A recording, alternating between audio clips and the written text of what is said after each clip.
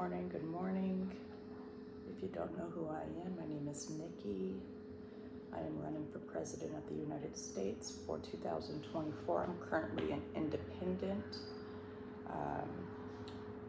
citizen, is the best way to put it. But I haven't decided just as of yet if I want to run for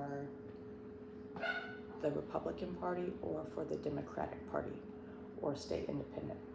So that's up in the air right now, just like this fly is flying.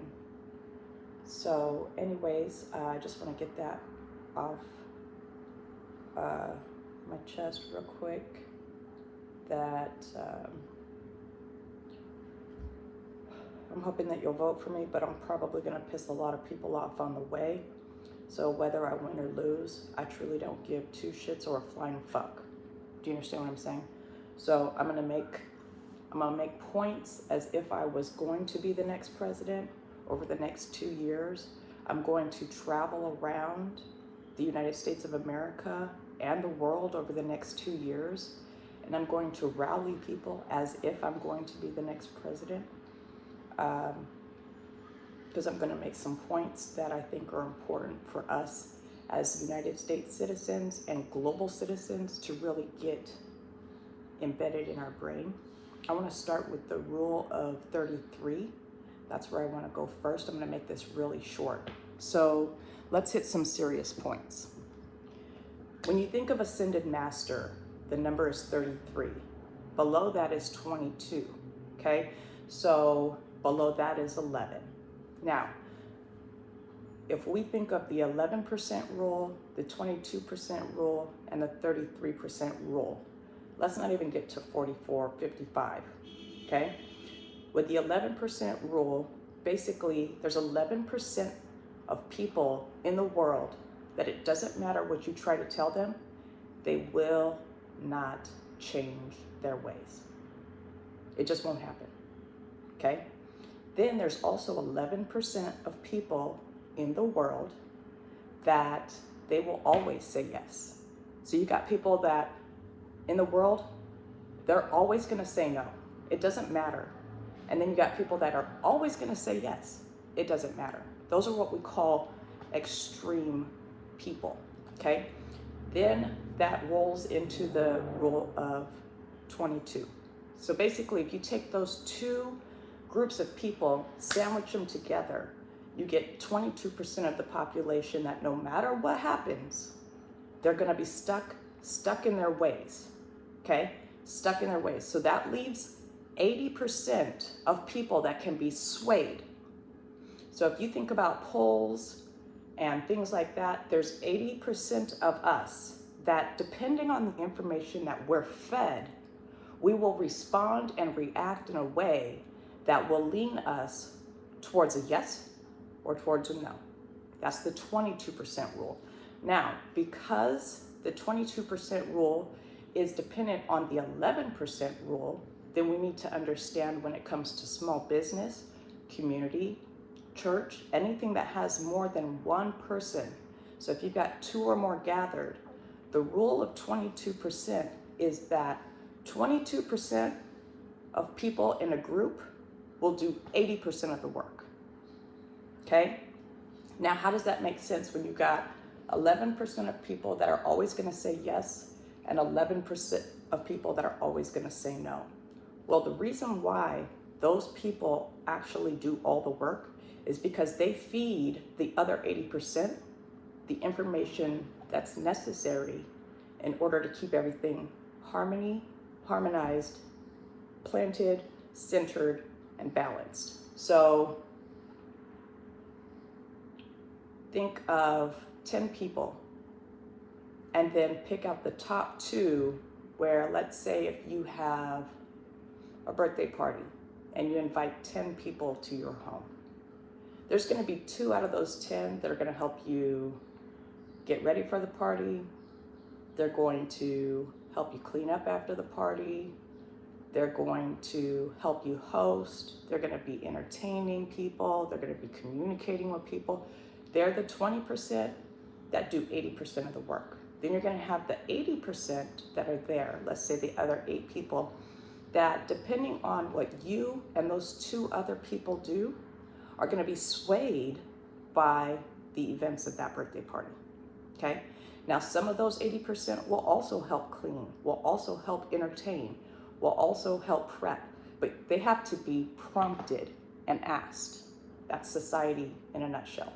So then when you get to the 33% rule, this is when we start dealing with heavier issues, okay?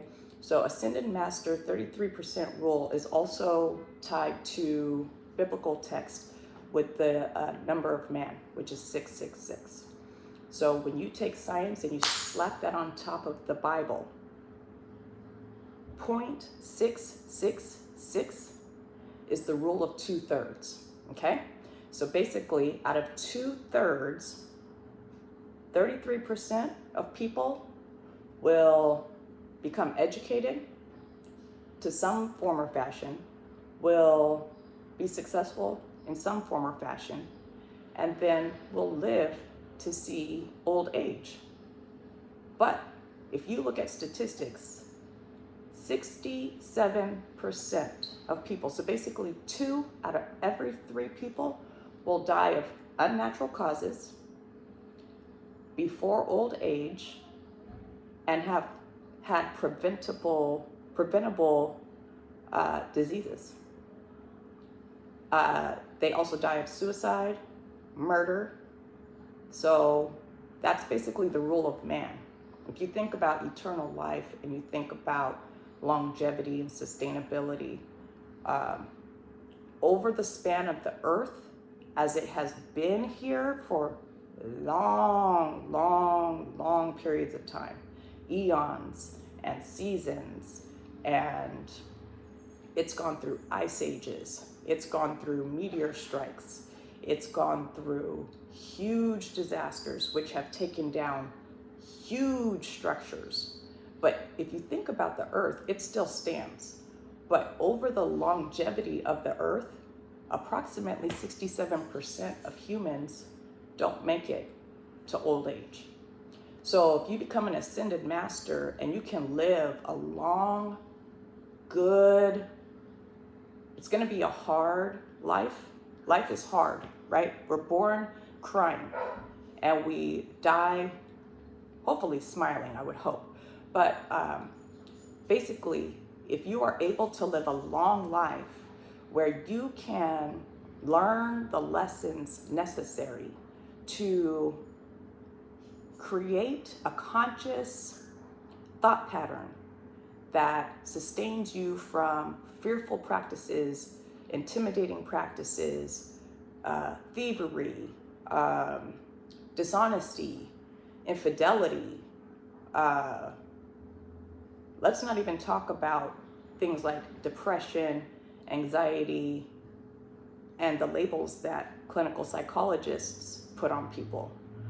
I'm just talking self-mastery, mastering your thoughts and your words and your actions.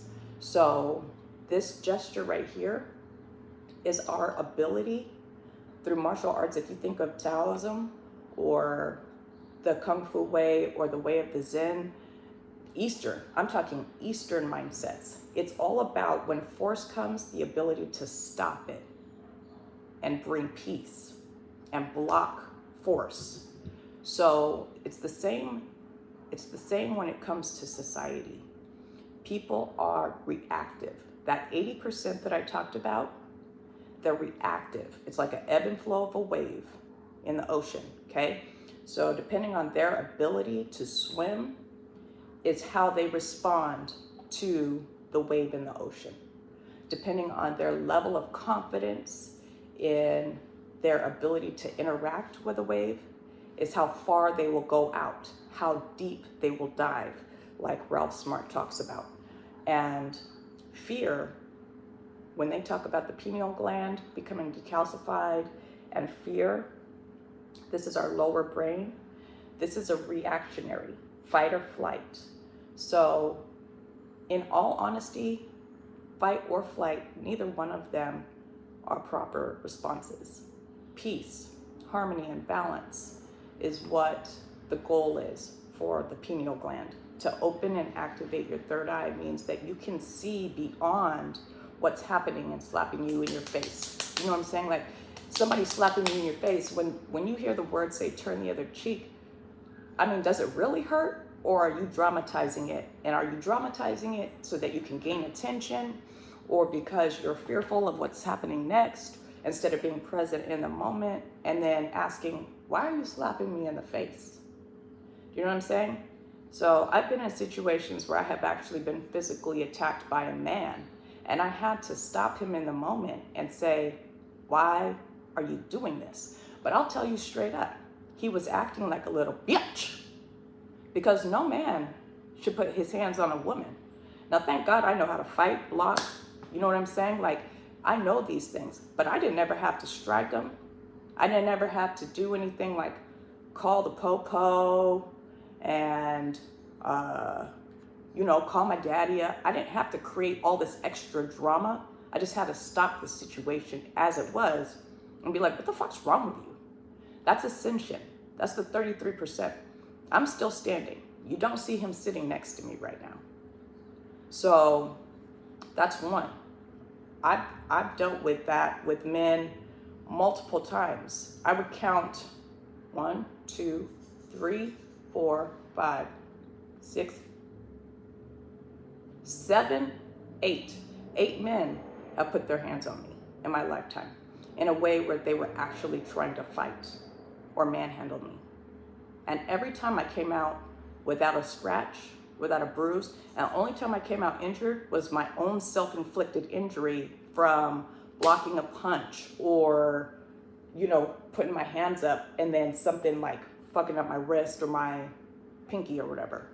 So as a president, I have come from the trenches in a way where I could be Republican or I could be Democrat or I could stay independent, but I can still relate to a citizen who's a human being, whether they're in the United States or a neighboring country or overseas. So I have an issue with, let me say this before I get off. I have an issue with certain states right now. Florida is one, Texas is the other. So you two states right now are holding up the progress of us coming out of this pandemic because you're stuck in your old ways. And the United States is moving forward, looking for solutions to get people off the streets, to get people healthy, to get them back active so that they can have a quality of life, to bring inflation rates down, to bring interest rates down so that people can purchase homes that they can live in for a long period of time, like the old American dream, raise their children with good education that teaches not just math, science, social studies, engineering, but teaches them mental health, emotional IQ, the ability to communicate interpersonally with another person in a way that they can stare someone in the eyes without feeling like it's an awkward thing.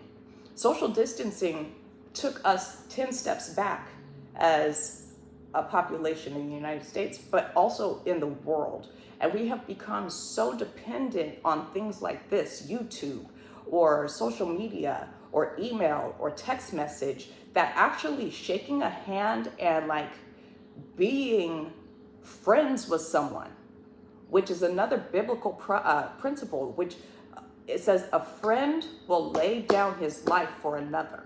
That's a principle that I believe in to be true. So when it comes to being friends for someone, laying down your life doesn't mean you have to be a martyr, and it doesn't mean you have to die, but it does mean that if you truly care about the human spirit, if you truly care about the human soul, then you will come out of pocket and you will make sure that if someone's hungry, they're fed. If they're cold, that they're warm. If they're naked, that they have something to wear. If they're barefoot, that they have shoes. If they have shoes but no socks, that they get socks. You know what I'm saying? And if you have the means and ability and resources and excess to get people off the streets, get them taken care of where they have doctors attending to them, whether it's mental or physical, that you do that. And that's what I'm going to be shooting for as a president. as I do the next 2 years and rally people, is to bring the human spirit back together, and do that not just here in the United States, but people like Putin and Xi and Kim Jong-un. They need to know that we're not going anywhere. The United States is not going anywhere. Canada, our northern neighbor, they're not going anywhere. The United Nations, we're not going anywhere. Mexico, guys, Texas, Florida, Mexico's not going anywhere. Nicaragua's not going anywhere. Venezuela is not going anywhere right now. They're being rocked with 4.0 earthquakes, poverty. And if you think that we have an issue with drugs here in the United States, you should ask what's going on south of the border and their children and what their children are dealing with and their elderly are dealing with. They're not aliens. Do you understand that? They're not extraterrestrials that cannot be in our land. These are people who are mothers, fathers, brothers, sisters, uncles, nephews, nieces, daughters, sons. These grandfathers, grandmothers, these people have the right to pursue freedom, happiness, and a quality of life. Fuck justice, fuck liberty and truth right now. Let's get people to where they can feel a form of comfort that is brought on by another person and wasn't necessarily needed to, like, a person that is served by another person for no reason. That's what the Bible talks about, is the reward. You can love someone who already loves you and makes your life better. That's what reward you get out of that. But when you can show true human compassion and love to a person, that it makes no sense why you would do that. Makes absolutely no sense based off of what the masses are telling you, what the norms are saying. That's when you actually affect the human soul. That's when you actually edify and build up a person that gives them that light at the end of the tunnel that makes them want to be motivated and inspires them to take steps towards change that is positive, not just for themselves, not just for their families and their friends, but also for society as a whole. So if we can start to think outside the box and actually put into practice what it means to love someone like a brother, instead of worrying about trying to get in relationships and boyfriend, girlfriend, and play house and make babies and then let the state pay for it, or let the state pay to kill a baby that we did while we were playing house. That's immature practices. So I will hit immigration issues. I will hit clean conservation issues. I will hit the issues of war and terrorism, homeland security, and global security. I will hit the issues of the financial, economic markets, capitalism, fascism, and socialism, and how they're affecting our economy, my children's economy, by these different, communism is involved in that as well, because we're dealing with Russia, North Korea, and China, and they claim to be global powers with nuclear warheads that they're willing to use, and they're making little shots at areas where they think that it's going to scare us. I'm not scared of a nuclear war. Personally, as a president, I would not be trying to do a nuclear war because it's stupid. That's the rule of the 67%. What are you trying to do? Take out 2/3 of humankind? I mean, that's what a nuclear war would do. The earth ain't going to go nowhere if we shoot it with a bunch of nuclear bombs. It's going to reset itself. Antarctica will go back to the way it was before it was an ice age. And then we'll just see blood in the rivers because of how many people died. You'll just see, after the radiation fallout, you'll just see what it was in the Terminator. That's what's going to happen. Everybody that's afraid of nuclear war because you think it's going to blow the earth up. No, it's just going to take out 2/3 of the population of the earth. That's what would happen. So the elite know these things. They know how to get bunkers in place. SpaceX is a thing to prevent death if nuclear war should come. That's what Elon is all about. Elon is all about harnessing the power of the sun. So is Bill Gates. Cloud seeding, it's a thing. Come on, guys. And then also this climate issue, This climate issue, every time you get in a car and you drive, you are thinning out the ozone layer. We've been knowing this for over 20 years, since we really went hard with the industrial movement. When Ford Motors really started pumping out cars back in the day in the Midwest, when all those smokestacks, if you go to the Midwest, it stays gray. It just stays gray, because that's how much shit we have pumped into the ozone layer.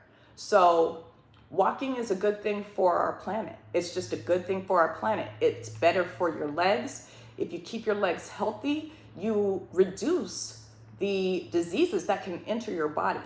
Your legs are your tree trunks. How rooted you are and connected to the earth through every step you take will determine on how strong your heart beats, how well your lungs breathe, and how healthy your mind stays.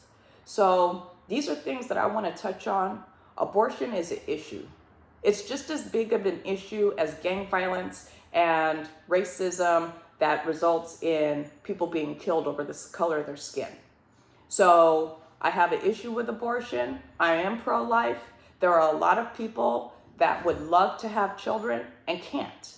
So just because you think you can't make it through 9 months of surrogacy because you opened your legs and got pregnant, I'm not going to even talk about right now issues of rape, incest, and those things until I can actually pull up hard, true, documented numbers that include police reports and actual convictions. Because if you're throwing out trigger words like incest, rape, those types of things to push an agenda for abortions, then I better be seeing police reports, convictions, people getting put in jail or prison because they're doing that to people. And then that's when you can tie in this to make sense as that to push your propaganda. When I hear about incest and rape, I don't tie abortion into that. That don't make no sense to me.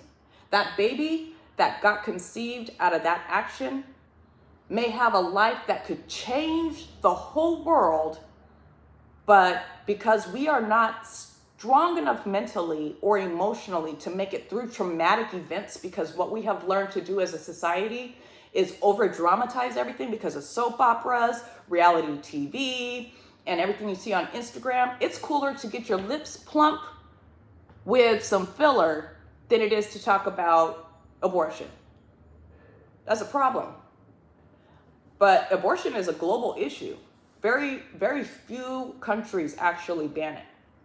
I noticed that. So that's why I'm going to be traveling around the world and around the United States. And I'm going to start getting this message out one by one to whoever I need to. And hopefully I'll see you in person. And if you have an issue with what I'm saying, we could have a town hall meeting. Do you understand what I'm saying? And you can ask me a question and I'll give you an answer. And if I don't have the answer, I'm going to tell you I don't know. But if you ask me a question, I'm going to ask you a question back. So this needs to be a two-way dialogue from now on. Nikki's not going to sit around the United States talking to her motherfucking self no more. Because I know you've been listening to me for over 2 years. And now we're at the brink of society going over a tipping point where we couldn't handle our own drama if we wanted to. The military is on standby. That's what President Trump was talking about. Proud Boys stand by. That's the whole military. Do you understand what would happen if martial law took over the United States? Not a lockdown. Martial law. Do you remember what kind of riots we had when people were killed in the streets? I'm not going to say one person couldn't breathe. A lot of people couldn't breathe when they were either strangled, shot, hung. When you can't breathe, you can't breathe. You ain't got to have one specific name. It became a rash and a trend. And then what happened? We started having riots. Then what happened? We started having what? Military force in the streets. And we have forgotten about that shit. But we are very capable of doing that again. And I say we because We all have to take responsibility for the safety of our streets, for our children's future, period. We all have to do that. You can't be hiding in your house when your streets are getting looted. You need to put a stop to that shit. And the stops in your house. Fentanyl is an issue because parents are too busy to be parents. That's a problem. If you are taking something that could be possibly laced with fentanyl, that's a problem. You see what I'm saying? Unless it's a very funky situation where you touch it. Like I've heard of a cop that, and yes, I say the word cop, that's how I grew up. They didn't have a problem with it. So don't be, people get offended, whatever the fuck ever. A cop touched it with his skin and it absorbed in, and had they not had that Narcan to shoot into him, he would have died of an overdose. That's a rare type of situation, but it's still a real threat. That's the problem with fentanyl. But fentanyl ain't nothing new. It's not nothing new. And you've still got heroin as an issue, the blues. You still have methamphetamine as an issue, which makes people go crazy. You still have, I support, I wouldn't say MDMA is an issue. I support it being a drug that's used for counseling and therapy. I support it. Ketamine, I don't know too much about it, but from what I've been studying and understanding, I think that's a good therapy drug. But I think those types of therapies are short-term therapies that have a quick positive result. And then what we need to understand about those types of drugs is that it's not meant to be a long-term thing. It's meant to reverse trauma in the brain. The brain is very complex. So these drugs have the ability to increase that feeling of safety so that you can get off your chest whatever is binding you up. And then after that, it's all about walking out a life of growth and evolution and learning and wisdom. And so that's what I have to say about that. But again, my name is Nikki. I'm all about peace and love. But if I have to be president and I have to go confront another world leader, I'm all about truth and confrontation. So I can balance those things. And I feel like the administration for the United States is doing what they can. But look what they were handed from the previous administration. So the administration previous to that, look what they were handed. So as far as whatever this administration would hand me, I'm already watching it. I'm already looking into it. So it's important that we involve Israel and that we support Israel. It is very important. This is a religious war that they're dealing with, and most of the terrorism that we're dealing with is religion-based. Terrorism. War, like Putin's war, is petro-based. Different. So, and then those lines cross because of the location and politics, religion. That's why church and state, it's like oil and water. You got to really know how to work with those ingredients when it comes to melding them together, and how much heat to apply, when to apply the heat, and all those types of things so that you don't have a splatter effect that can hurt people. So I want to say thank you for watching this. I appreciate it. You're welcome to subscribe, like, share the video. Other than that, Nikki for President 2024.